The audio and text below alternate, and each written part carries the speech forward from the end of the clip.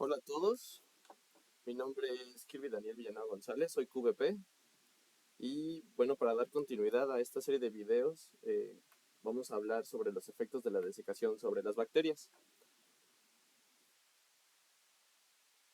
En esta presentación vamos a dar una breve introducción, muy breve. Vamos a hablar de lo que es la desecación, cómo es que se lleva a cabo el proceso de desecación en la célula, los efectos de la desecación sobre las bacterias y sus estructuras, como lo puede ser la membrana celular, y el efecto que tiene sobre el DNA. Y también vamos a hablar sobre proteínas y moléculas de resistencia y de recuperación ante la desecación. Para iniciar vamos a retomar de manera muy rápida y qué es la conservación bacteriana.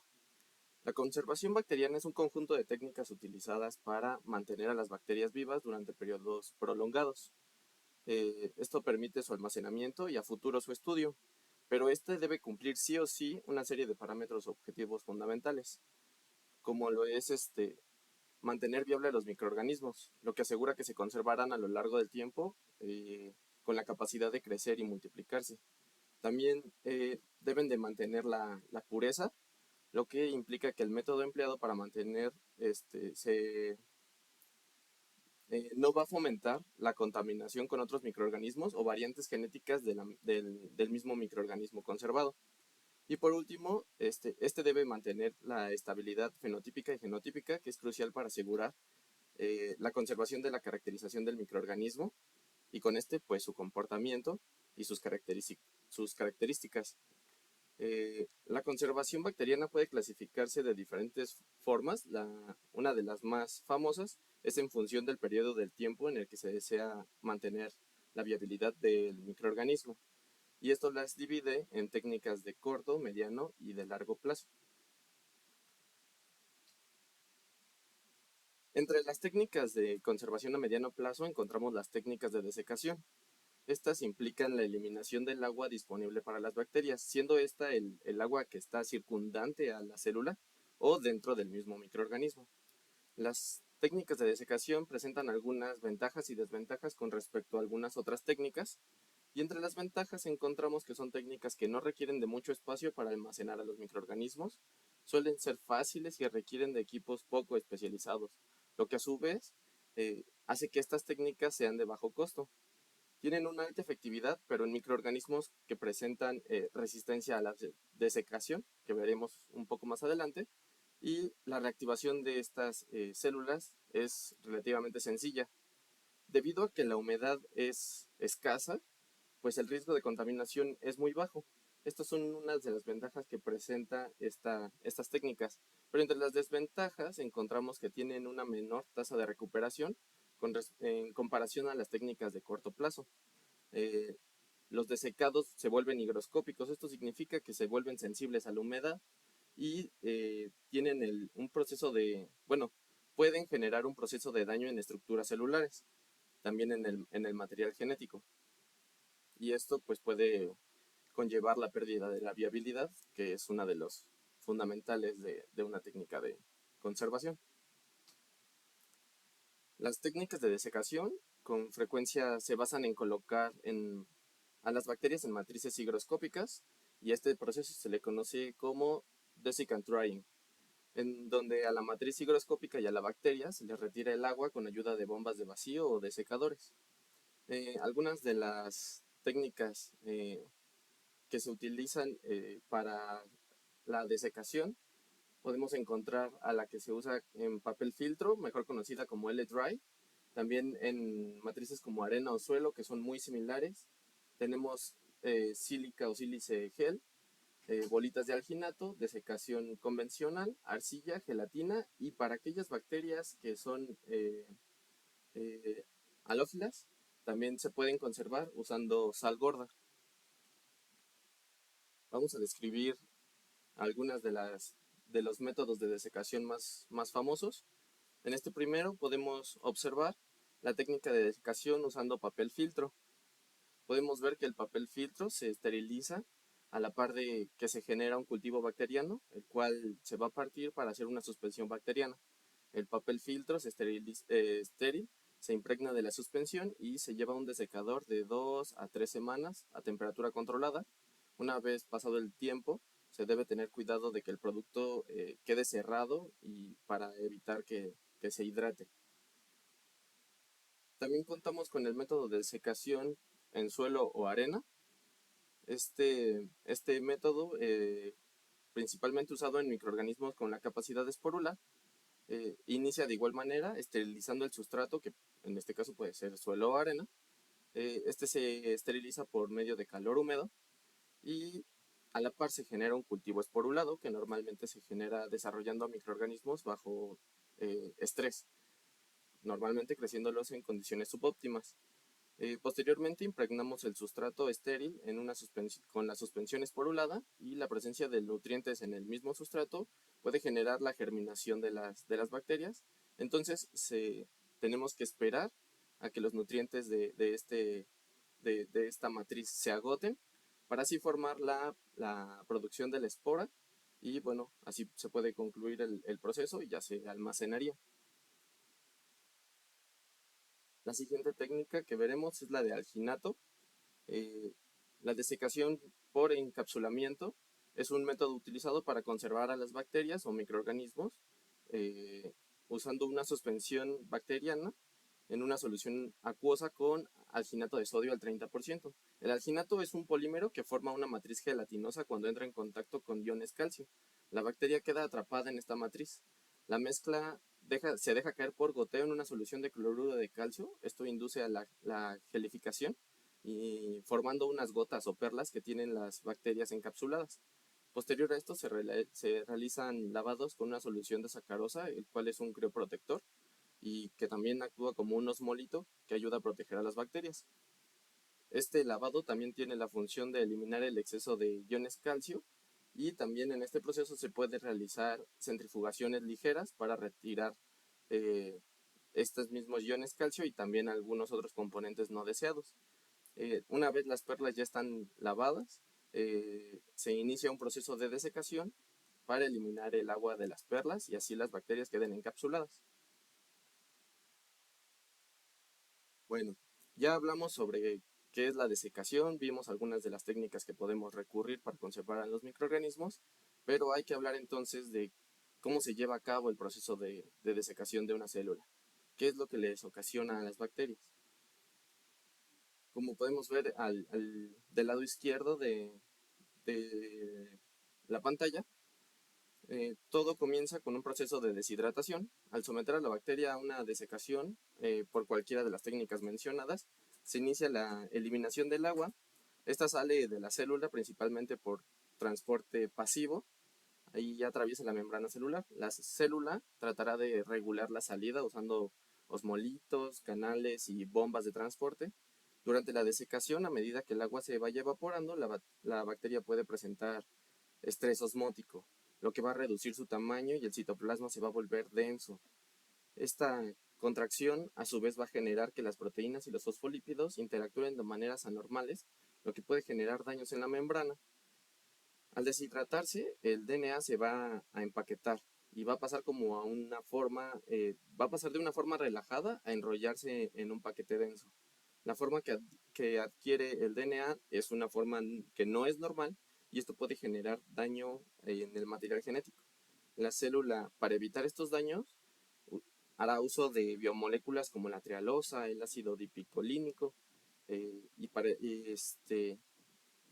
y también puede utilizar minerales o proteínas para recubrir al DNA y así impedir posibles daños.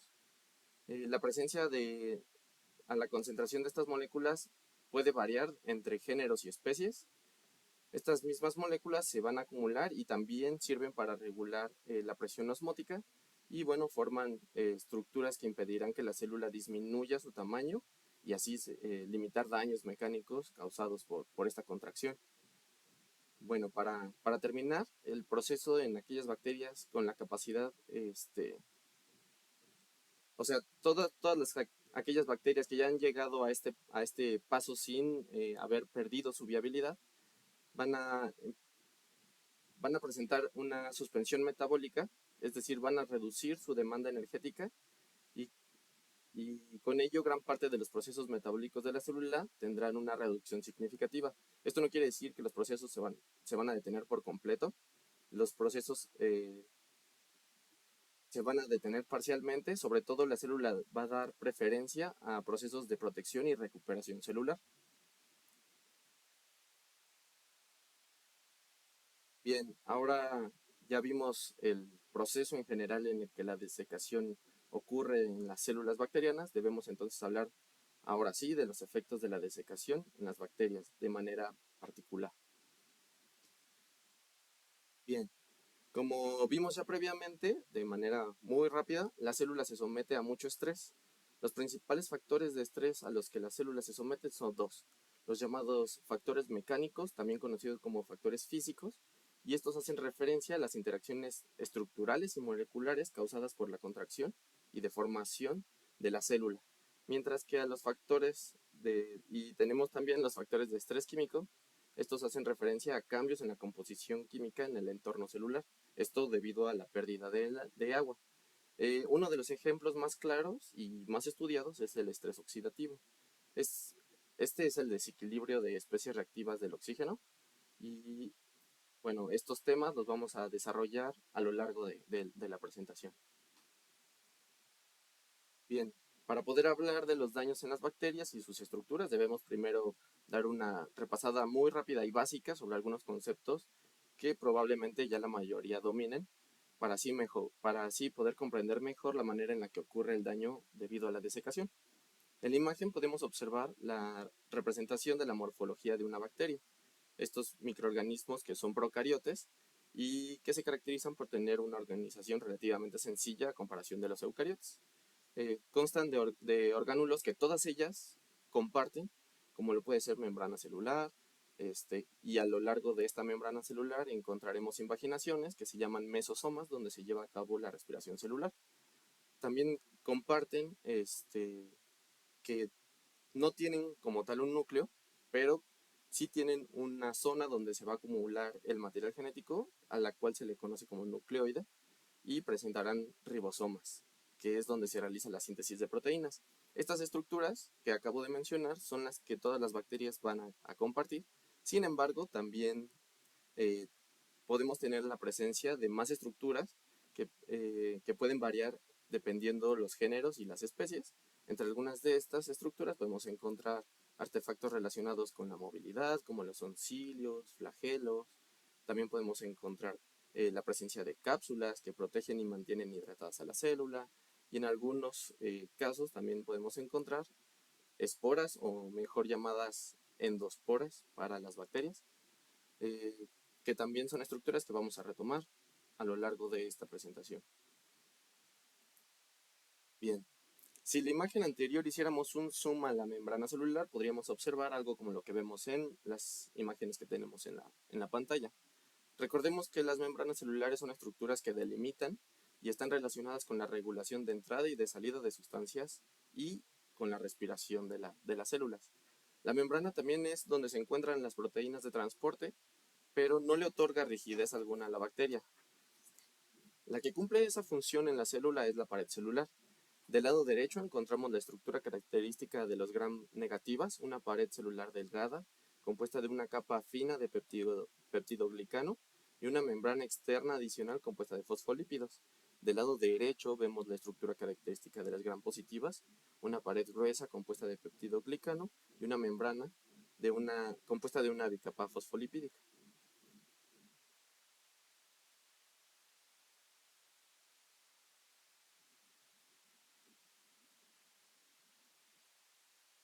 Bien, las proteínas que podemos encontrar en el citoplasma y en las membranas cumplen funciones muy específicas en las bacterias. Estas presentan diferentes niveles de niveles o estructuras y están relacionadas con un proceso de maduración. Para comenzar, los aminoácidos están constituidos de tres partes, los podemos ver del lado izquierdo de la pantalla, eh, y estos cuentan con un grupo carboxilo que vemos en las imágenes, están acomodados del lado derecho, que es un donador de protones.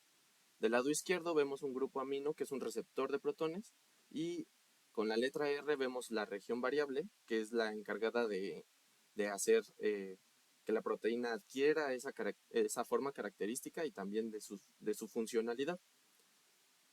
Bien, la estructura primaria es una secuencia de aminoácidos que codifica del material genético, pero no son funcionales.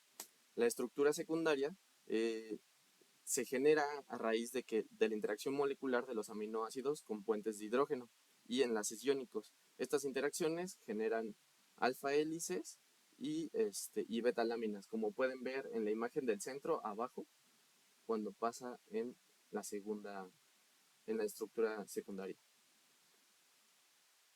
Bien. La estructura terciaria es la disposición tridimensional completa de una cadena polipeptídica. Este es el último paso de maduración y en muchos casos las proteínas no necesitan más para poder funcionar. Sin embargo, en gran parte de las reacciones no solo se requiere una proteína, sino que requiere de una más compleja. Debido a esto se generan proteínas grandes a partir de las proteínas que ya se habían generado, que son más pequeñas, y a estas pequeñas se les pasa a conocer como subunidades. La interacción entre las subunidades da origen a una estructura cuaternaria, que sería como lo que tenemos en la imagen del centro arriba, la estructura que tiene azul y amarillo. Esa sería una estructura cuaternaria. Del lado derecho podemos ver una representación con un GIF animado de la formación de una proteína cuaternaria, en el cual vemos a los robots corriendo. Esos representan a proteínas terciarias que ya están maduras y podrían llevar a cabo una función. Sin embargo, la función que esta proteína va a desencadenar es más compleja, por lo cual se unen las subunidades para generar la estructura cuaternaria y ser así funcional. Ejemplos de proteínas cuaternarias en las bacterias tenemos la RNA polimerasa, la ATP sintetasa, que se conforman de 3 subunidades. Y en eucariotes, la más famosa, tenemos la hemoglobina, que se compone de 4 subunidades. Bien, ahora que ya refrescamos conceptos básicos, podemos hablar ahora sí del impacto de la desecación en la membrana celular. Los daños pueden ser varios, entre los más importantes encontramos la peroxidación lipídica, así como la glicación y acetilación de proteínas. La glicación de proteínas es un proceso que no es enzimático e implica la interacción de azúcares con las proteínas. Muy importante no confundir con la glicosilación, este es un proceso enzimático. La acetilación de proteínas es un proceso posttraduccional que es la interacción de un acetilo al grupo amino y en los aminoácidos de las proteínas, y la peroxidación lipídica, el cual especies reactivas del oxígeno interactúan con los lípidos de la membrana celular. Estos vamos a irlos desarrollando en las siguientes diapositivas. Como podemos ver en la imagen de la izquierda, en la figura del fondo hace referencia a una proteína. Las flechas azules son los grupos amino que tienen carga y estas cargas aumentan las interacciones entre los aminoácidos. Esto genera el plegamiento de las estructuras terciarias, bueno, de las secundarias y de las terciarias, como las vimos antes. Cuando los grupos amino interactúan con grupos acetilo, estas pierden esas cargas y disminuyen la interacción de la proteína. Esto genera que la proteína adquiera estructuras más abiertas y por consiguiente puede afectar la actividad de las enzimas. Por otro lado tenemos la glicación de las proteínas. Del lado derecho podemos ver un proceso en el cual los azúcares se unen de manera no enzimática a las proteínas, formando productos conocidos como productos finales de glicación avanzada o AGEs, por sus siglas en inglés. La glicación de proteínas en las bacterias generalmente involucra la reacción entre grupos amino de la proteína y azúcares circulantes, como lo son la glucosa. Esta reacción química puede alterar la estructura y la funcionalidad de las proteínas. También la actividad enzimática, la estabilidad y la capacidad de las proteínas por llevar a cabo su función. Eh, la glicación de proteínas se caracteriza porque puede hacer que las proteínas interactúen en unas con otras, lo que hace que cambien su estructura y puedan tener impedimentos estéricos para interactuar con el órgano blanco, ¿no? Con las moléculas blanco, mejor dicho. Bien, la peroxidación lipídica es un proceso en el que los lípidos, específicamente los ácidos grasos insaturados, si no me equivoco, mayores de 20 carbonos, Son atacados y dañados por especies reactivas del oxígeno, también se les conoce como ROS, los podemos ver en la parte inferior izquierda de la pantalla. La peroxidación lipídica, bueno, por los ROS, que también son radicales libres, pueden causar oxidación en los ácidos grasos. Esto lleva a la formación de peróxidos lipídicos y a otros productos de oxidación. Ahora sí, la peroxidación lipídica puede provocar daños en las membranas celulares y en las estructuras. Y esto a su vez tiene efectos negativos al alterar la integridad de las membranas y cambiar su fluidez. Esto puede desencadenar la muerte celular. Y esta consta de 3 pasos. La iniciación, donde los ROS se combinan con átomos de hidrógeno para producir agua y un radical libre, como se puede ver en la imagen de la derecha. La segunda etapa es una propagación. Un radical libre, que no es muy estable, reacciona con el oxígeno molecular y genera radicales de ácido graso piroxilo, el cual tampoco es muy estable y puede reaccionar con otro radical de ácido graso, como lo podemos ver en la parte inferior derecha. La última etapa es el término. Cuando interactúa un radical con un no radical, generan una reacción en cadena. Pero cuando dos radicales reaccionan, generan un no radical y entonces el proceso se detiene. Esto puede generar que la membrana, además de cambiar su fluidez, puede generar porosidades en la membrana, afectando la célula. Bueno, ya hablamos del daño en las membranas y ahora resta hablar de los efectos sobre el DNA. De igual manera, como hicimos antes, vamos a dar un repaso muy rápido de cómo se comporta, de cómo se compone el DNA. Y para eso debemos retomar de manera muy resumida conceptos básicos sobre él. Empecemos hablando de las moléculas que lo constituyen. Los ácidos nucleicos. Tenemos uno del lado izquierdo de la pantalla. Y estas son unidades estructurales. Se conforman de grupos fosfatos que brinda una carga negativa y une a los nucleótidos. Un azúcar desoxirribosa que conforma el esqueleto. Este también se une con el grupo fosfato para unir los niveles de la cadena y facilita la unión entre nucleótidos con las bases nitrogenadas que se encargan de emparejar la cadena sentido y antisentido del DNA y que, bueno, en conjunto forman el almacén de información genética de la célula. Las bases nitrogenadas se clasifican entre las purinas, que presentan doble anillo, y las pirimidinas, que presentan anillos sencillos. Estos los podemos ver del lado izquierdo, derecho de la pantalla, donde vemos las purinas, como la adenina y la guanina, y las pirimidinas, como la citosina, la timina y el uracilo. Bien. Eh, bueno, recordemos que las bases nitrogenadas se van a unir mediante puentes de hidrógeno. En el caso de la adenina con la timina o el uracilo, van a generar dos, mientras que la guanina y la citosina van a generar tres puentes de hidrógeno. Es así como la unión entre los grupos fosfato con los azúcares y la interacción de las bases nitrogenadas por la estructura que conforman van a generar la doble hélice que todos conocemos. Y esta estructura es muy importante porque es esta estructura la que es la forma más estable que va a presentar el DNA. Eso es importante porque ahí recae un poco de lo que vamos a hablar más adelante sobre los posibles daños que puede presentar. Ahora, ya hicimos memoria para hablar sobre los, la conformación del DNA. Entre los daños que podemos encontrar son rupturas en el DNA, ya sea por estrés mecánico o químico. Esto puede desencadenar mutaciones, errores de replicación, formación de enlaces cruzados, reordenamiento del DNA o fusión de extremos rotos que no necesariamente son complementarios. También puede oxidarse las bases nitrogenadas o llevarse una desaminación de ellas. Me permití poner un GIF en la siguiente diapositiva para que quede un poco más explicado este proceso. Bien, los daños en el DNA normalmente pueden repararse. En la mayoría de los casos usa rutas de reparación dependientes de enzimas especializadas y cada una responde a un tipo específico de daño. Si estas enzimas fallan y la secuencia daño codifica una región esencial de la bacteria, pues esta va a morir. Debemos relacionar que los daños que veremos adelante no necesariamente son la causa de la pérdida de la viabilidad de una bacteria.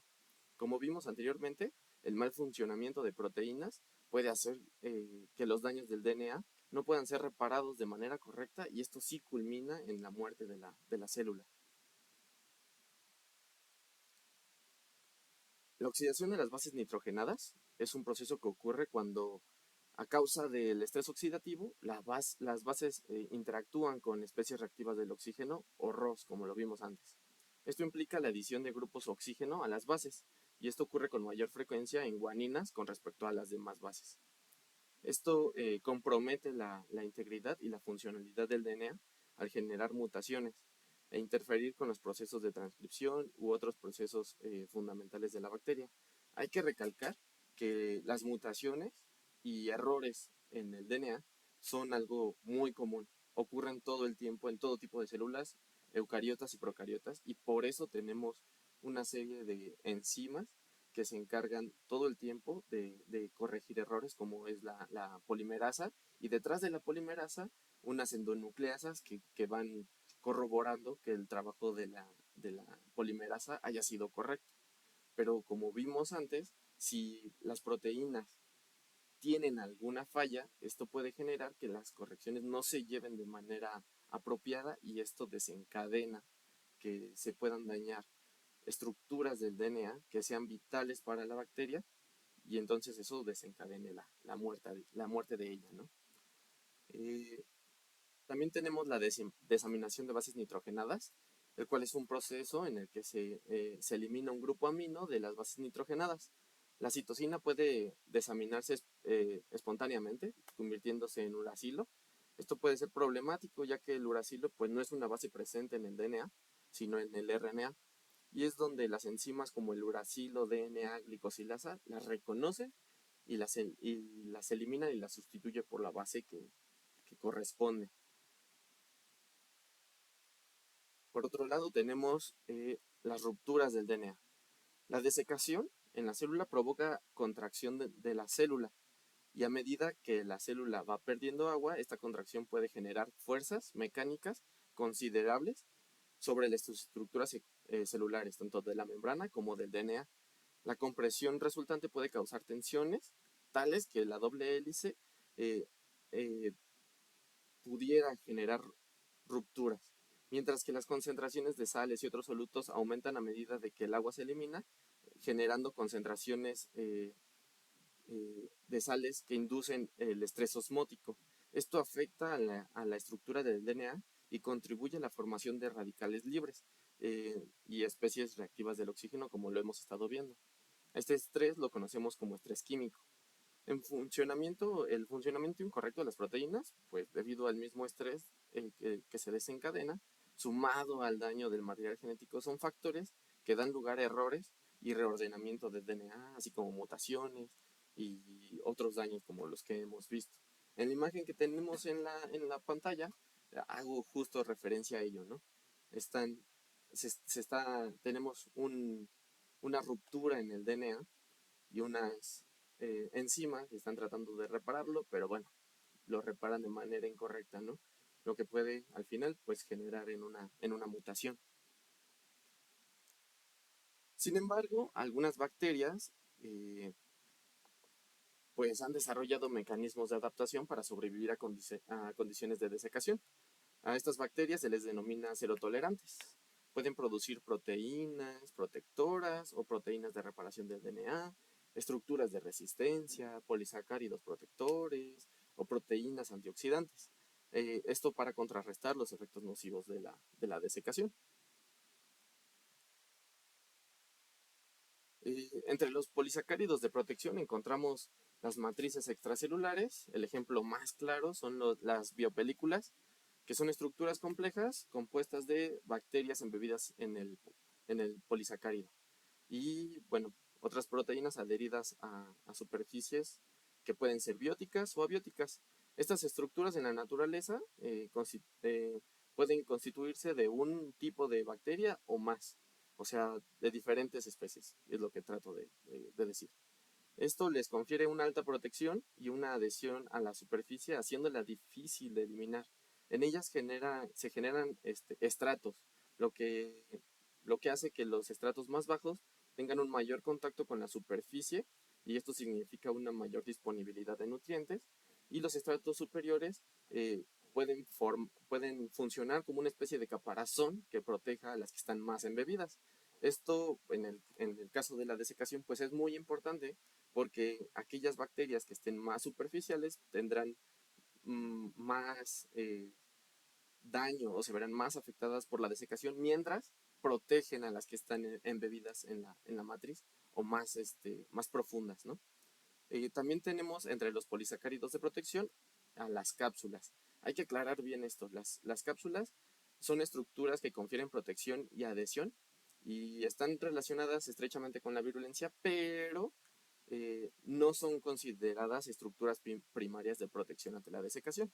Hay estudios como los realizados por Kyle Tipton en el 2018 que sí fundamentan o nos dejan ver que las bacterias que generan cápsula presentan una mayor resistencia a la desecación, y es precisamente por eso que se les conoce como estructuras secundarias de protección, pero no funcionan en primera instancia como una estructura ante el efecto de la desecación. También tenemos estructuras de resistencia como lo son las endosporas. Estas son estructuras altamente especializadas que se forman dentro de algunas bacterias y se generan cuando las bacterias están sometidas bajo condiciones de estrés, como la falta de nutrientes o desecación. Las endosporas recubren solo el DNA de la bacteria y algunos ribosomas dentro de él, pero el resto de la célula puede morir sin mayor problema. Deja la información y mecanismos suficientes para regenerar todas aquellas estructuras que se puedan morir. Y bueno, las esporas están muy relacionadas o altamente relacionadas con la presencia de ácido dipicolínico. Este es un compuesto químico orgánico que es importante en la formación y resistencia de las endosporas, porque pues acumula en concentraciones tales que estabiliza el DNA, pero también a la endospora. Bien, entre las diferentes moléculas de las células también, perdón, tenemos aquellas moléculas de protección ante la desecación, como una de las más importantes tenemos a la trealosa. Esta molécula es un disacárido de glucosa y actúa como un agente osmoprotector, pero también como un agente crioprotector natural contra condiciones adversas como la congelación y también la desecación. La trealosa, al acumularse, genera un fenómeno de vitrificación, en el cual se generan estructuras similares a vidrios viscosos. Estos ayudan a mantener la estructura celular y a disminuir las interacciones no deseadas entre proteínas y otras estructuras, como pueden ser otras proteínas. Así también ayuda a que las moléculas reactivas del oxígeno no estén en contacto constante con proteínas y material genético. Eh, en la imagen de la derecha podemos ver que la falta de síntesis de trealosa puede resultar en una mayor disponibilidad de glucosa, lo cual a su vez puede estimular la acetilación y la glicación de proteínas. De este modo podemos ver que la formación de la trealosa es una protección directa e indirecta contra la desecación en las bacterias. Y bueno, con eso damos por concluida la presentación sobre efectos de la desecación en las bacterias, agradeciendo mucho su atención y quedando a sus órdenes en caso de que hubiera alguna duda. Muchas gracias.